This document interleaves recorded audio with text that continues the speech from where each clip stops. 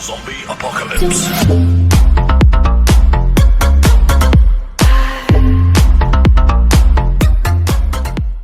Hello दोस्तों, उम्मीद है आप अच्छे होंगे। आज मैं आपको प्रेमचंद की एक बहुत फेमस कहानी अधिकार चिंता सुनाने जा रहा हूं। इस कहानी में आप देखेंगे कि कैसे चिंता ही चिता का रूप ले लेती है। प्रेमचंद ने इस कहानी में इस बात को बहुत अच्छे से सत्यापित करके दिखाया है। तो कहानी शुरू होती है टॉमी से। टॉमी देखने में तो बहुत तगड़ा था, भौंकता तो सुनने वालों के कान के पर्दे फट जाते। डील डॉल भी ऐसा कि अंधेरी रात में उस पर गधे का भ्रम हो जाता। लेकिन उसकी श्वानोचित वीरता किसी संग्राम क्षेत्र में प्रमाणित नहीं हो पाती थी। दो चार बार जब बाजार के लड़कों ने उसे चुनौती दी तो वह उनका गर्व मर्दन करने के लिए मैदान में आया, और देखने वालों का कहना है कि जब तक लड़ा जीवट से लड़ा। नखों और दांतों से ज्यादा चोटें उसकी दुम ने की। निश्चित रूप से नहीं कहा जा सकता कि मैदान किसके हाथ रहा, किंतु जब उस दल को कुमक मांगनी पड़ी तो रणशास्त्रों के नियमों के अनुसार विजय का श्रेय टॉमी को ही देना उचित और न्यायकूल जान पड़ता है। टॉमी ने उस अवसर पर कौशल से काम लिया और दांत निकाल दिए, जो कि संधि की याचना थी, किंतु तब से उसने ऐसे सन्नीति विहीन प्रतिद्वंदियों के मुंह लगना उचित न समझा। इतना शांति प्रिय होने पर भी टॉमी के शत्रुओं की संख्या दिनों दिन बढ़ती जाती थी। उसके बराबर वाले उससे इसलिए जलते थे कि वह इतना मोटा ताजा होकर इतना भीरू क्यों है। बाजारी दल इसलिए जलता क्योंकि टॉमी के मारे घूरों पर भी हड्डियां नहीं बच पाती थीं। वह घड़ी रात रहे उठता और हलवाइयों के दुकानों के सामने के दोने और पत्तल और कसाई खाने के सामने की हड्डियां और छीछड़े चबा डालता। अतएव इतने शत्रुओं के बीच में रहकर टॉमी का जीवन संकटमय होता जाता था। महीनों बीत जाते और पेट भर भोजन ना मिलता। दो तीन बार उसे मनमाने भोजन करने की ऐसी प्रबल उत्कंठा हुई कि उसने संदिग्ध साधनों द्वारा उसको पूरा करने की चेष्टा की, पर जब परिणाम आशा के प्रतिकूल हुआ और स्वादिष्ट पदार्थों के बदले अरुचिकर दुर्गाह वस्तुएं भरपेट खाने को मिली, जिससे पेट के बदले कई दिन तक पीठ में भीषण वेदना होती रही, तो उसने विवश होकर फिर सन्मार्ग का आश्रम लिया। पर डंडों से पेट चाहे भर गया हो, वह उत्कंठा शांत न हुई। वह किसी ऐसी जगह जाना चाहता था जहां खूब शिकार मिले। खरगोश, हिरन, भेड़ों के बच्चे मैदानों में विचर रहे हो और उनका कोई मालिक ना हो, जहां किसी प्रतिद्वंदी की गंध तक ना हो, आराम करने को सघन वृक्षों की छाया हो, पीने को नदी का पवित्र जल हो। वहां मनमाना शिकार करूं, खाऊं और मीठी नींद सोऊं। वहां चारों ओर मेरी धाक बैठ जाए, सब पर ऐसा रौब छा जाए कि मुझी को अपना राजा समझें, और धीरे धीरे मेरा ऐसा सिक्का बैठ जाए कि किसी द्वेषी को वहां पर रखने का साहस ही ना हो। संयोगवश एक दिन वह इन्हीं कल्पनाओं के सुख स्वप्न देखता हुआ सिर झुकाए सड़क छोड़कर गलियों से चला जा रहा था कि सहसा एक सज्जन से उसकी मुठभेड़ हो गई। टॉमी ने चाहा कि बचकर निकल जाऊं, पर वह दुष्ट इतना शांतिप्रिय न था। उसने तुरंत झपट कर टॉमी का गला पकड़ लिया। टॉमी ने बहुत अनुनय विनय किया, गिड़गिड़ा कर कहा, ईश्वर के लिए मुझे यहां से चले जाने दो। कसम ले लो जो इधर पैर रखूं। मेरी शामत आई थी कि तुम्हारे अधिकार क्षेत्र में चला आया, पर उस मदांध और निर्दयी प्राणी ने जरा भी रियायत ना की। अंत में हार कर टॉमी ने गर्दभ स्वर में फरियाद करनी शुरू की। यह कोलाहल सुनकर मोहल्ले के दो चार नेता लोग एकत्र हो गए और उन्होंने भी दीन पर दया करने के बदले उल्टे उसी पर दंत प्रहार करने शुरू किए। इस अन्यायपूर्ण व्यवहार ने टॉमी का दिल तोड़ दिया। वह जान छुड़ाकर भागा। उन अत्याचारी पशुओं ने बहुत दूर तक उसका पीछा किया, यहां तक कि मार्ग में एक नदी पड़ गई और टॉमी ने उसमें कूदकर अपनी जान बचाई।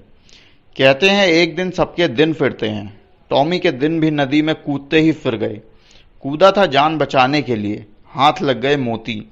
तैरता हुआ उस पार पहुंचा।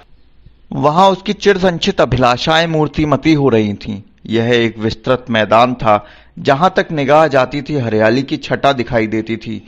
कहीं नालों का मधुर कलरव था, कहीं झरनों का मंद गान, कहीं वृक्षों के सुखद पुंज थे, कहीं रेत के सपाट मैदान।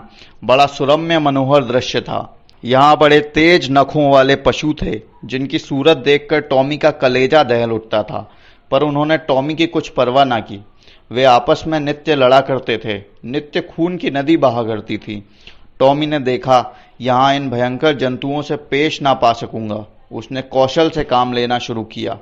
जब दो लड़ने वाले पशुओं में एक घायल और मुर्दा होकर गिर पड़ता तो टॉमी लपक कर मांस का कोई टुकड़ा ले भागता और एकांत में बैठकर खाता। विजयी पशु विजय के उन्माद में उसे तुच्छ समझकर कुछ न बोलता। अब क्या था, टॉमी के पौ 12 हो गए। सदा दिवाली रहने लगी। ना गुड़ की कमी थी, ना गेहूं की।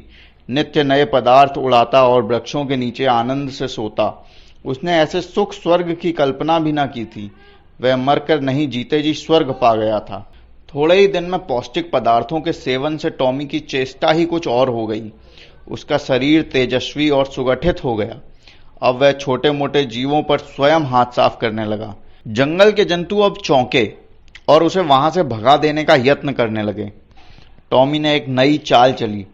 वह कभी किसी पशु से कहता, तुम्हारा फला शत्रु तुम्हें मार डालने की तैयारी कर रहा है। कभी किसी से कहता कि तुम्हारा वह शत्रु तुमको गाली देता है। जंगल के जंतु उसके चकमे में आकर आपस में लड़ जाते और टॉमी की चांदी हो जाती। अंत में यहां तक नौबत पहुंची कि बड़े बड़े जंतुओं का नाश हो गया। छोटे मोटे पशुओं का उससे मुकाबला करने का साहस न होता था। उसकी उन्नति और शक्ति देखकर उन्हें ऐसा प्रतीत होने लगा मानो यह विचित्र जीव आकाश से हमारे ऊपर शासन करने के लिए भेजा गया है। टॉमी भी अब अपनी शिकारबाजी के जौहर दिखाकर उनकी इस भ्रांति को पुष्ट किया करता था। बड़े गर्व से कहता, परमात्मा ने मुझे तुम्हारे ऊपर राज्य करने के लिए भेजा है। यह ईश्वर की इच्छा है। तुम आराम से अपने घरों में पड़े रहो। मैं तुमसे कुछ ना बोलूंगा। केवल तुम्हारी सेवा करने के पुरस्कार स्वरूप तुमसे एकाध का शिकार कर लिया करूंगा। आखिर मेरे भी तो पेट है। बिना आहार के कैसे जीवित रहूंगा और कैसे तुम्हारी रक्षा करूंगा। अब वह बड़ी शान से जंगल में चारों ओर गौरवान्वित दृष्टि से ताकता हुआ विचर करता। टॉमी को अब कोई चिंता थी तो यह है कि इस देश में मेरा कोई मुद्दा ही ना उठ खड़ा हो। वह सजग और सशस्त्र रहने लगा। जैसे जैसे दिन गुजरते थे और सुख भोग का उसका चस्का बढ़ता जाता, वैसे वैसे उसकी चिंता भी बढ़ती जाती। बस अब बहुधा रात को चौंक पड़ता और किसी अज्ञात शत्रु के पीछे दौड़ता। अक्सर अंधा कुकुर बात से भौंके वाली लोकोक्ति को चरितार्थ करता। वन के पशुओं से कहता, ईश्वर ना करे कि तुम किसी दूसरे शासक के पंजे में फंस जाओ। वह तुम्हें पीस डालेगा। मैं तुम्हारा हितैषी हूं, सदैव तुम्हारी शुभकामना में मग्न रहता हूं। किसी दूसरे से यह आशा मत रखो। पशु एक स्वर में कहते, जब तक हम जिएंगे आप ही के अधीन रहेंगे। आखिरकार यह हुआ कि टॉमी को क्षण भर भी शांति से बैठना दुर्लभ हो गया। वह रात रात और दिन दिन भर नदी के किनारे इधर से उधर चक्कर लगाया करता। दौड़ते दौड़ते हाफने लगा, बेदम हो जाता, मगर चित्त को शांति न मिलती। आखिरकार यह हुआ कि टॉमी को क्षण भर भी शांति से बैठना दुर्लभ हो गया। वह रात रात दिन दिन भर नदी के किनारे इधर से उधर चक्कर लगाया करता। दौड़ते दौड़ते हाफने लगता, बेदम हो जाता, मगर चित्त को शांति न मिलती, कहीं कोई शत्रु ना घुस आए। लेकिन कुआर का महीना आया तो टॉमी का चित्त एक बार फिर अपने पुराने सहचरी से मिलने के लिए लालायत होने लगा। वह अपने मन को किसी भांति रोक न सका। वह दिन याद आया जब वह 2-4 मित्रों के साथ किसी प्रेमिका के पीछे गली गली और कूचे कूचे में चक्कर लगाता था। 2-4 दिन तो उसने सब्र किया, पर अंत में आवेग इतना प्रबल हुआ कि वह तकदीर ठोक कर खड़ा हुआ। उसे अब अपने तेज और बल पर अभिमान भी था। 2-4 को तो वही मजा चखा सकता था, किंतु नदी के इस पार आते ही उसका आत्मविश्वास प्रातः काल के तम के समान फटने लगा। उसकी चाल मंद पड़ गई। आप ही आप सिर झुक गया, दुम सिकुड़ गई। मगर एक प्रेमिका को आते देखकर वह विहल हो उठा, उसके पीछे हो लिया। प्रेमिका को उसकी वह कुचेष्टा अप्रिय लगी। उसने तीव्र स्वर से उसकी अवहेलना की। उसकी आवाज सुनते ही उसके कई प्रेमी आ पहुंचे और टॉमी को वहां देखते ही जामे से बाहर हो गए। टॉमी सिटपिटा गया। अभी निश्चय न कर सका था कि क्या करूं कि चारों ओर से उस पर दांतों और नखों की वर्षा होने लगी। भागते भी ना बन पड़ा।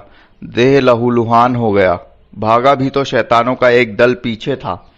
उस दिन से उसके दिल में शंका सी समा गई। हर घड़ी यह भय लगा रहता कि आक्रमणकारियों का दल मेरे सुख और शांति में बाधा डालने के लिए, मेरे स्वर्ग को विध्वंस करने के लिए आ रहा है। यह शंका पहले भी कम न थी, अब और भी बढ़ गई। एक दिन उसका चित्त भय से इतना व्याकुल हुआ कि उसे जान पड़ा शत्रुदल आ पहुंचा। वह बड़े वेग से नदी के किनारे आया और इधर से उधर दौड़ने लगा। दिन बीत गया, रात बीत गई, पर उसने विश्राम न लिया।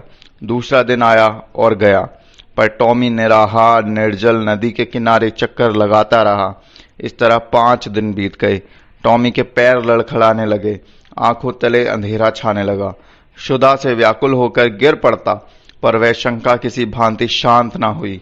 अंत में 7वें दिन अभागा टॉमी अधिकार चिंता से ग्रस्त, जर्जर और शिथिल होकर परलोक सिधारा। वन का कोई पशु उसके निकट न आया, किसी ने उसकी चर्चा तक न की, किसी ने उसकी लाश पर आंसू तक न बहाए।